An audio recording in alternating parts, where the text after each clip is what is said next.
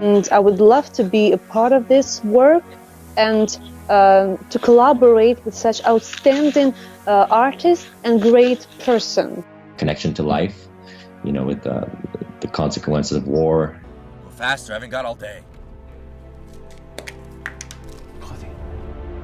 The character that I played, it was very challenging actually to not only play, you know, the character Rashid. Is it right for you? I play a veteran who's suffering from post-traumatic stress. You have any idea what I sacrificed for you and your people? I can't wait for audience to see the film because it's so beautiful.